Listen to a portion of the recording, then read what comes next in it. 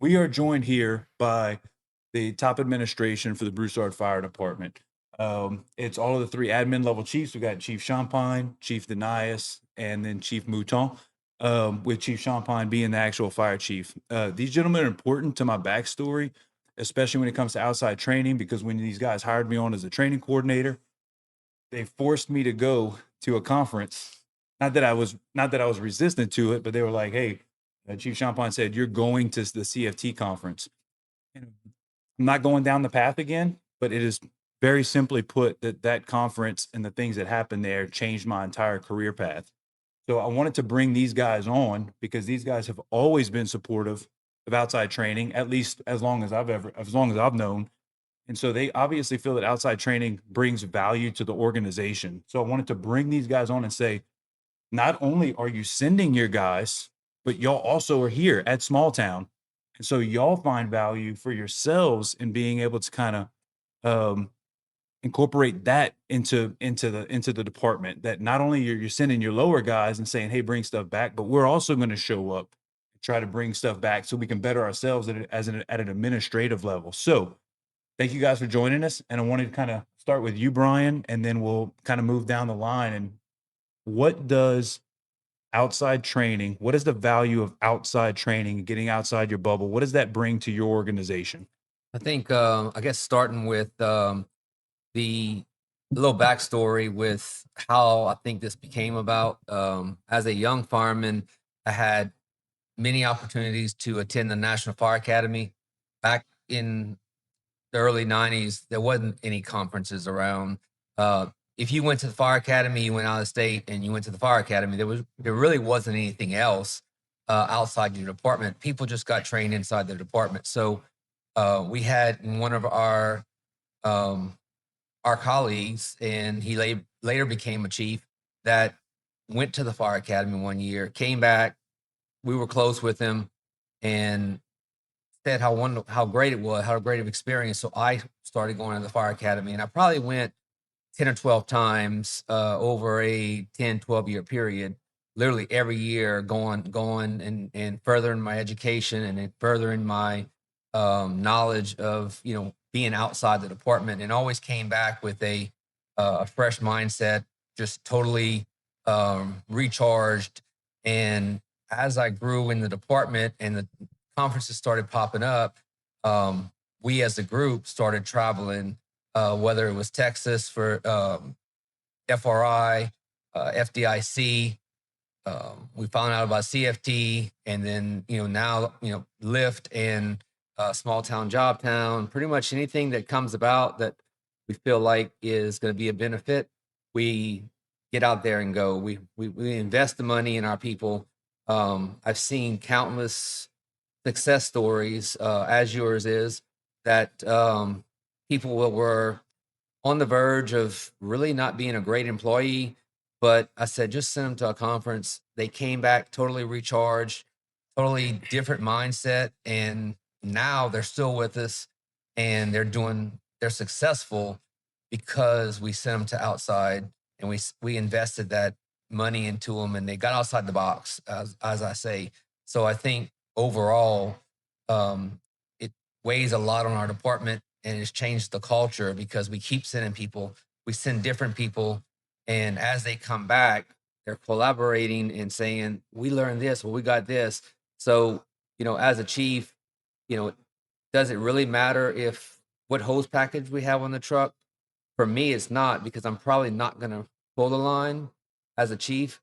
But if our people are all aboard about a certain package, run with it, train everybody, get them up to speed. And usually has been a success rate for us. That's good stuff. What I want to know from you guys is that y'all are also supportive in what he's doing, because y'all are all consulting. For a while, y'all were in the same office. For a while, y'all were about thigh to thigh, is where how close y'all were. Just about couldn't put three people in that first office. But I wanted y'all to talk about when supporting that mission instead of like fighting. Because what y'all could do is say it's too expensive to send those guys, because it is expensive to send guys out. Costs a lot of money, but so getting together as the assistants and deputies I want y'all to talk about supporting that, and also what have y'all seen. So Justin, I'll let you start, and then we'll go after Mouton after. Thanks, Chris. Ultimately, for me, it's the fight as a group to ensure that we can continue to do it, because the benefit of sending our people there has shown to us, right? Bringing back that strategic knowledge or even that operational knowledge has changed the way we operate in the city. Broussard's one of the fastest growing areas in the city or in the state of Louisiana. And ultimately, those guys going out there, it's benefited us because they can bring things back that will ultimately benefit our citizens and benefit our department as a whole. So anything we can do to continue that and continue to be a better organization and be, a better department and operationally improve, then it's worth every penny. So the cost of it is worth the fight, even if it takes us going to the council and asking for additional funding. And from my side, every time you end up in a conference like this, you see something that potentially can impact you personally, professionally, and the department as a whole, right? You may change something that you do independently that'll positively impact your department or impact the way you treat your people on the scene or anything of that nature.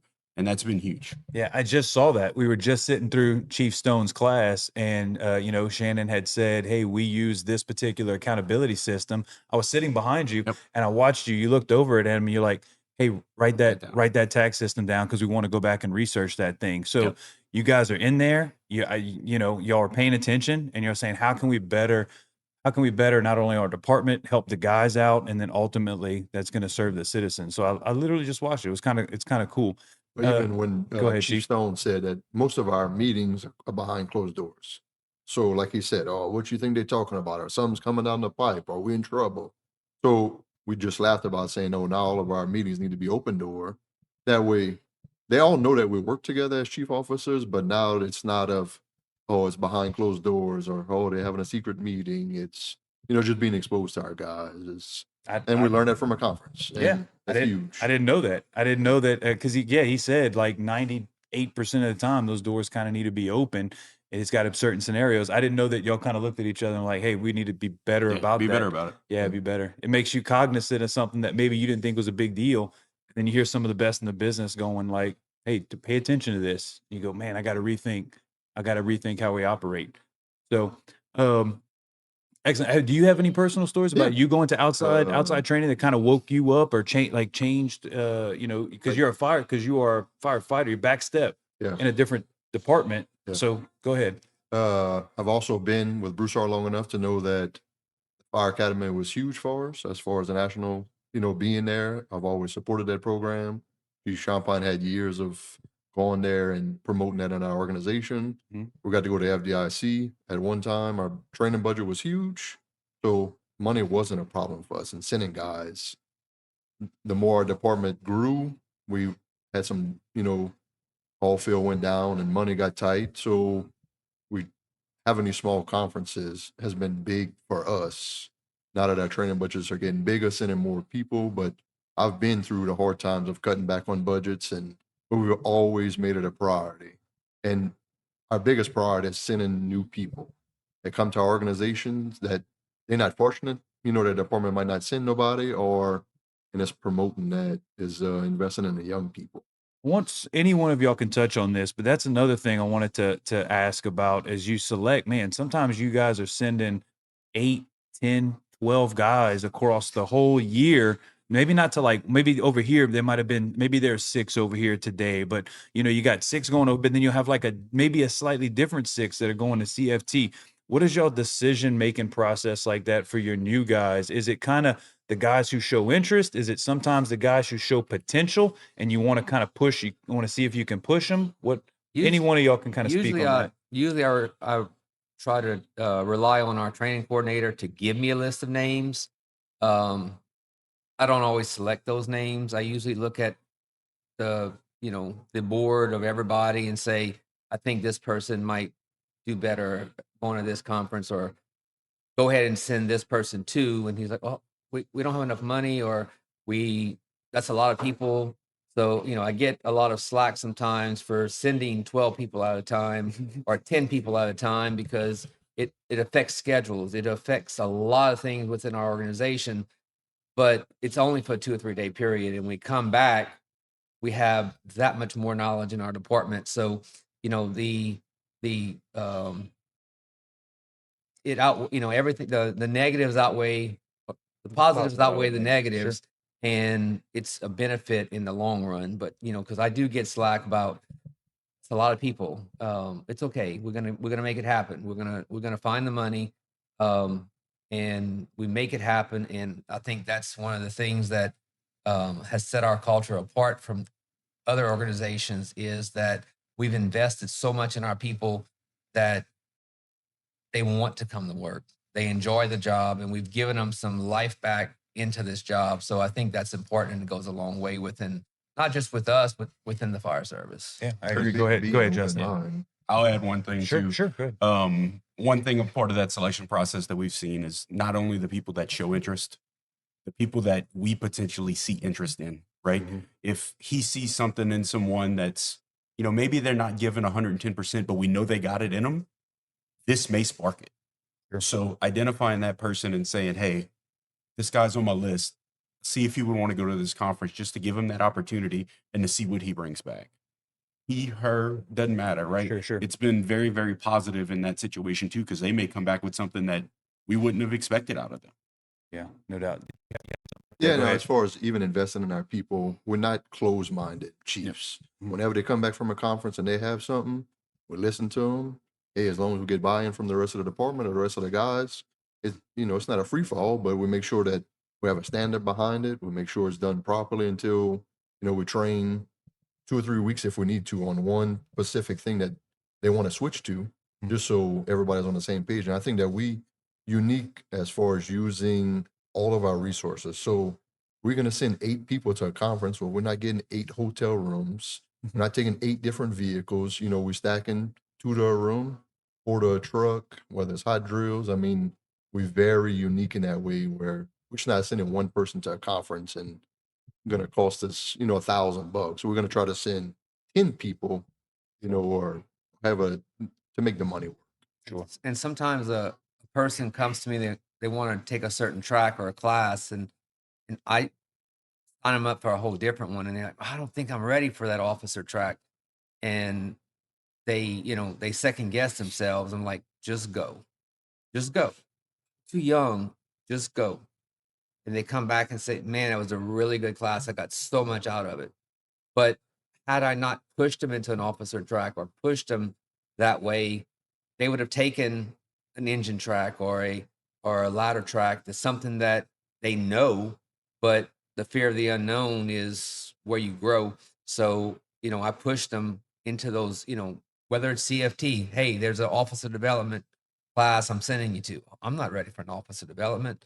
I'm just a fireman. You are. You just don't know it yet. So we send them, and they come back with a whole different mindset and thanking us that we sent them to that class, because they argued with me for a week saying they wasn't ready for that class. Excellent. Gentlemen, I'm going to cut it there because I know we got to get back. I know the other Chief Stone, DJ Stone, is giving a great class right now. I also want to catch a piece of it. So I appreciate your time. I've told you many times off camera that I appreciate all 3 of you for giving me a shot at Broussard, because it absolutely did change my career, although I'm not there anymore. But I have a lot of respect for Broussard. Not yet. I have a lot of Did you let the listeners know that you kept us for a 3-hour interview? No, I'm cutting all this out. You can talk all the shit you want. I'm editing it. I'm editing it all out anyway. It doesn't matter. We love you, Molly. Thank you for this equipment. Yeah, no, I'm definitely editing that out. All right. So I appreciate you. Yeah, appreciate you guys. Thank you.